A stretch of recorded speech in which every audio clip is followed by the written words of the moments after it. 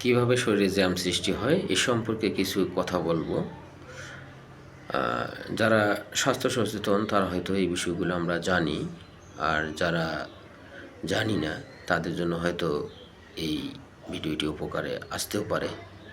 তো আমরা জানি যে শরীরকে সুস্থ রাখার জন্য বা শরীরের স্থায়িত্বের জন্য খাদ্য ও পানির প্রয়োজন। তো সকল খাদ্যের সকল অংশ শরীরের অংশ হবে এমনটা জরুরি নয়। দেখা যাচ্ছে যে খাদ্য হজমের সময় খাদ্যের কিছু অংশ অবশিষ্ট থাকে। তো হজম না হওয়া অংশ শরীরের অংশ হতে পারে না। এই অংশটা একসময় একটা বড় আকৃতি ধারণ করে এবং পরিমাণে এটি বাড়তে থাকে।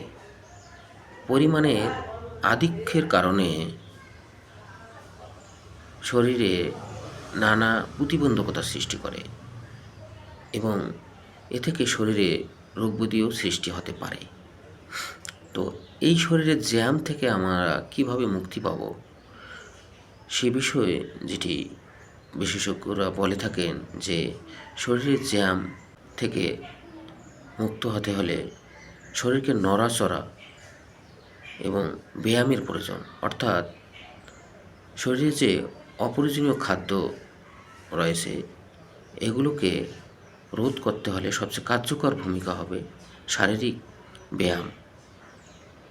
সকলকে ধন্যবাদ।